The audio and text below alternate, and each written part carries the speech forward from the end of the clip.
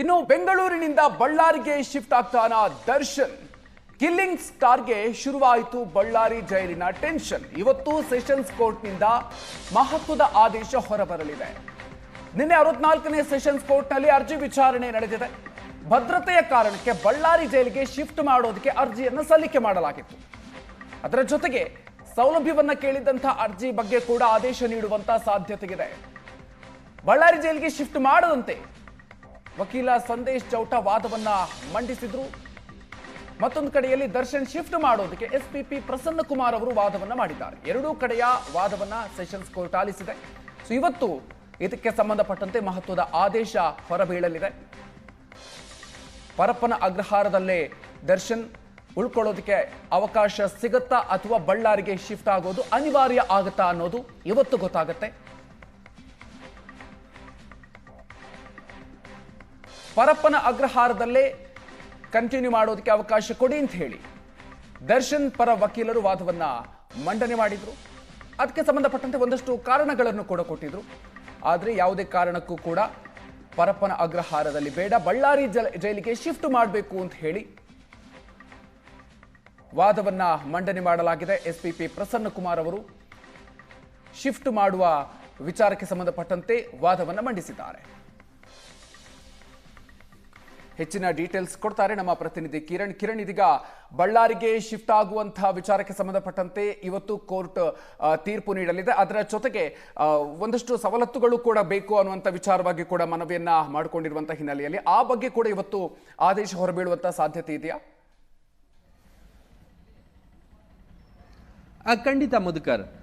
ರೇಣುಕಾಸ್ವಾಮಿ ಕೊಲೆ ಪ್ರಕರಣದ ಆರೋಪಿಗಳಾಗಿರ್ತಕ್ಕಂಥ A2 ಆರೋಪಿ ದರ್ಶನ್ ಸೇರಿದಂತೆ ಇತರ ಆರೋಪಿಗಳಿಗೆ ಸುಪ್ರೀಂ ಕೋರ್ಟ್ ಬೇಲನ್ನು ರದ್ದು ಮಾಡಿತ್ತು. ಬೇಲ್ ರದ್ದು ಆದ ತಕ್ಷಣ ಆಗಸ್ಟ್ 14ಕ್ಕೆ ಅರೆಸ್ಟ್ ಆಗ್ತಾರೆ. ಆಗಸ್ಟ್ 16ಕ್ಕೆ ಕೋರ್ಟ್ಗೆ ಅಂದರೆ 64ನೇ ಸಿಟಿ ಸಿವಿಲ್ ಮತ್ತು ಸೆಷನ್ ಕೋರ್ಟ್ಗೆ ಜೈಲು ಅಧಿಕಾರಿಗಳು ಅಂದರೆ ಜೈಲಿನ ಸೂಪರ್ಡೆಂಟ್ ಒಂದು ಅರ್ಜಿಯನ್ನು ಸಲ್ಲಿಸ್ತಾರೆ. ಮುಖ್ಯವಾಗಿ ಏನಂದರೆ ಆ ಅರ್ಜಿಯಲ್ಲಿ ರೇಣುಕಾಸ್ವಾಮಿ ಕೊಲೆ ಪ್ರಕರಣದ ಆರೋಪಿಗಳೇನಿದ್ದಾರೆ ಇವರೆಲ್ಲರನ್ನು ಸಹ ದರ್ಶನನ್ನ ಬಳ್ಳಾರಿ ಜೈಲಿಗೆ ಸೇರಿದಂತೆ ಇತರ ಆರೋಪಿಗಳನ್ನ ಶಿಫ್ಟ್ ಮಾಡಬೇಕು ಅಂತೇಳಿ ಒಂದು ಅರ್ಜಿಯನ್ನ ಹಾಕ್ತಾರೆ.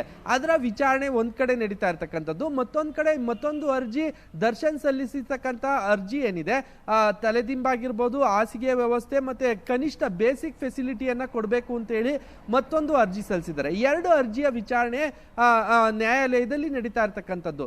ನಿನ್ನೆ ಏನು ಈ ಅರ್ಜಿಗೆ ಸಂಬಂಧಿಸಿದಂತೆ ಎಸ್ಪಿಪಿ ಪ್ರಸನ್ನ ಕುಮಾರ್ ತೀವ್ರ ಆಕ್ಷೇಪವನ್ನ ವ್ಯಕ್ತಪಡಿಸಿರ್ತಕ್ಕಂಥದ್ದು. ಮುಖ್ಯವಾಗಿ ಏನಂದ್ರೆ ಬಳ್ಳಾರಿ ಜೈಲಿಗೆ ಶಿಫ್ಟ್ ಮಾಡಬೇಕು, ಆಡಳಿತಾತ್ಮಕ ಮತ್ತೆ ಭದ್ರತೆ ದೃಷ್ಟಿಯಿಂದ ಆರೋಪಿ ಏನಿದ್ದಾರೆ ದರ್ಶನ್ ಪ್ರಭಾವಿ ಇದ್ದಾರೆ, ರಾಜಕೀಯ ಪ್ರಭಾವ ಇದೆ, ಸಾಕ್ಷಿ ನಾಶಕ್ಕೆ ಪ್ರಯತ್ನ ಪಟ್ಟಿದ್ರು, ಹೀಗಾಗಿ ಜೈಲಿನಲ್ಲೇ ಇದ್ಕೊಂಡು ಸಹ ಸಾಕಷ್ಟು ಫೆಸಿಲಿಟಿಯನ್ನ ಪಡ್ಕೊಂಡಿದ್ರು. ಈ ಹಿನ್ನೆಲೆಯಲ್ಲಿ ಅವರನ್ನ ಬಳ್ಳಾರಿಗೆ ಶಿಫ್ಟ್ ಮಾಡಲಾಗಿತ್ತು. ರೌಡಿ ಶೀಟರ್ ವಿಲ್ಸನ್ ಗಾರ್ಡನ್ ನಾಗನ ಜೊತೆ ಕೂತ್ಕೊಂಡು ಸಿಗರೇಟ್ ಸೇದೋದು, ಕಾಫಿ ಕುಡಿಯೋದು, ಚೇರ್ ಹಾಕೊಂಡು ಕೂತಿದ್ದಂತಹ ಫೋಟೋಗಳು ವೈರಲ್ ಆಗಿದ್ದು. ಇವೆಲ್ಲವನ್ನ ವೈರಲ್ ಆದ ನಂತರ ಅವರನ್ನ ಬಳ್ಳಾರಿ ಜೈಲಿಗೆ ಶಿಫ್ಟ್ ಮಾಡಲಾಗಿತ್ತು. ಹೀಗಾಗಿ ಆಡಳಿತಾತ್ಮಕ ಮತ್ತೆ ಭದ್ರತಾ ದೃಷ್ಟಿಯಿಂದ ಇವರನ್ನ ಜೈಲಿನಿಂದ ಶಿಫ್ಟ್ ಮಾಡಬೇಕು. ಅಲ್ದಲೆ ವಿಡಿಯೋ ಈಗಾಗಲೇ ಟೆಕ್ನಾಲಜಿ ಮುಂದುವರೆದಿದೆ.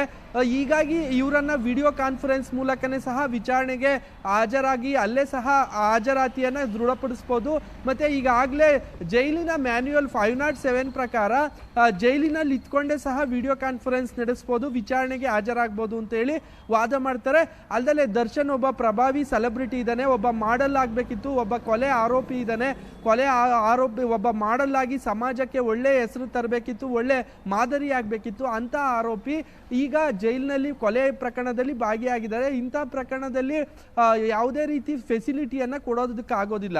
ಕೊಲೆ ಪ್ರಕರಣ ಬಿಟ್ಟು ಬೇರೆ ಪ್ರಕರಣದಲ್ಲಿ ಅವ್ರಿಗೆ ಮನೆ ಊಟ ಆಗಿರ್ಬೋದು, ವಿಚಾರಣಾಧೀನ ಕೈದಿಗೆ ತಲೆದಿಂಬು, ಹಾಸಿಗೆ ವ್ಯವಸ್ಥೆಯನ್ನ ಕೊಡ್ಬೋದು. ಆದರೆ ಇಂಥ ಕೊಲೆ ಆರೋಪಿಗಳಿಗೆ ಕೊಡೋದಕ್ಕೆ ಸಾಧ್ಯ ಇಲ್ಲ ಅಂತೇಳಿ SPP ವಾದ ಮಾಡ್ತಾರೆ. ಇದಕ್ಕೆ ತೀವ್ರ ಆಕ್ಷೇಪವನ್ನ ದರ್ಶನ್ ಪರ ವಕೀಲರಾಗಿರ್ತಕ್ಕಂಥ ಸುನೀಲ್ ವಾದ ಮಾಡೋ ಸಂದರ್ಭದಲ್ಲಿ ಆಕ್ಷೇಪ ವ್ಯಕ್ತಪಡಿಸ್ತಾರೆ. ನಮ್ಮ ಖರ್ಚಿನಲ್ಲಿ ನಾವು ಬೇಸಿಕ್ ಫೆಸಿಲಿಟಿಯನ್ನ ಕೇಳ್ತಾ ಇರ್ತಕ್ಕಂಥದ್ದು. ತಲೆದಿಂಬಾಗಿರ್ಬೋದು, ಹಾಸಿಗೆಯನ್ನ ಕೊಡೋದಾಗಿರ್ಬೋದು, ಈ ತರ ಕೊಡಬೇಕು, ಆದ್ರೆ ಬೆಡ್ಶೀಟ್ ಅನ್ನು ಕೊಡ್ತಾ ಇಲ್ಲ ಅಂತೇಳಿ ಆರೋಪ ಮಾಡ್ತಾರೆ. ಜೈಲಿನಲ್ಲಿ ತಟ್ಟೆಯನ್ನ ತೆಗೆದುಕೊಂಡ್ಬಂದು ದರ್ಶನ್ ಮುಂದೆ ಬಿಸಾಕ್ತಾ ಇದ್ದಾರೆ, ಅವರಿಗೆ ಬೇಸಿಕ್ ಫೆಸಿಲಿಟಿ ಕೊಡ್ತಾ ಇಲ್ಲ ಅಂತ ಹೇಳಿ ಸಾಕಷ್ಟು ಆರ್ಗ್ಯೂ ಮಾಡ್ತಾರೆ. ನಂತರ ಸಂದೇಶ್ ಚೌಟ ಏನಿದ್ದಾರೆ, ಜೈಲಿನ ಮ್ಯಾನ್ಯುವಲ್ ಪ್ರಕಾರ ಏನಿದೆ ಅದನ್ನ ಕೊಡೋದಕ್ಕೂ ಸಹ ಜೈಲಧಿಕಾರಿಗಳು ಕೊಡ್ತಾ ಇಲ್ಲ ಅಂತ ಹೇಳಿ ಆರೋಪ ಮಾಡ್ತಾರೆ. ನಂತರ ವಿಚಾರಣೆಯನ್ನ ಇವತ್ತು 4 ಗಂಟೆಗೆ ನಿಗದಿಪಡಿಸಿರ್ತಕ್ಕಂಥದ್ದು. ಇವತ್ತು ಕೂಡ ವಿಚಾರಣೆ ನಡೆಯುತ್ತೆ. ಎರಡು ಕಡೆ ವಾದ ಪ್ರತಿವಾದ ನಡೆಯುತ್ತೆ. 64ನೇ ಸಿಟಿ ಸಿವಿಲ್ ನ್ಯಾಯಾಧೀಶ IP ನಾಯಕ್ ಅವರ ಮುಂದೆ ಇದು ವಿಚಾರಣೆ ನಡೀತಾ ಇರ್ತಕ್ಕಂಥದ್ದು. ಇವತ್ತು 4 ಗಂಟೆಗೆ ಮತ್ತೆ ವಿಚಾರಣೆ ನಡೆಸುವ ಸಾಧ್ಯತೆ ಇರ್ತಕ್ಕಂಥದ್ದು. ದರ್ಶನ್ ಅನ್ನ ಬಳ್ಳಾರಿಗೆ ಶಿಫ್ಟ್ ಮಾಡ್ಬೇಕಾ ಬೇಡವಾ ಅನ್ನೋದ್ರ ಬಗ್ಗೆನೂ ಸಹ ನಿರ್ಧಾರ ಆಗುತ್ತೆ. ಈಗಾಗಲೇ 272 ಸಾಕ್ಷಿಗಳಿದ್ದಾರೆ, ಅವರೆಲ್ಲರನ್ನ ಎಕ್ಸಾಮಿನ್ ಮಾಡಬೇಕಾಗುತ್ತೆ. ವಿಚಾರಣೆ ನಡೆಯುತ್ತೆ. ತ್ವರಿತವಾಗಿ ಸುಪ್ರೀಂ ಕೋರ್ಟ್ ಈಗಾಗಲೇ ಸೂಚನೆ ಕೊಟ್ಟಿರ್ತಕ್ಕಂಥದ್ದು, ತ್ವರಿತವಾಗಿ ವಿಚಾರಣೆ ನಡೆಸಿ ಕೇಸನ್ನ ಮುಗಿಸಿ ಅಂತ. ಹೀಗಾಗಿ ಅವರನ್ನ ಅಲ್ಲಿಗೆ ಶಿಫ್ಟ್ ಮಾಡಿದ್ರೆ ನಾವು ಭೇಟಿ ಆಗೋದು ತೊಂದರೆ ಆಗುತ್ತೆ ಅಂತೇಳಿ ದರ್ಶನ್ ಪರ ವಕೀಲರು ಕೂಡ ವಾದ ಮಾಡಿದ್ರು. 2 ವಾದವನ್ನು ಆಲಿಸಿ 4 ಗಂಟೆಗೆ ನಿಗದಿಪಡಿಸಿರ್ತಕ್ಕಂಥದ್ದು. Madhukar, okay, thank you Kiran ಡೀಟೇಲ್ಸ್ಗೆ.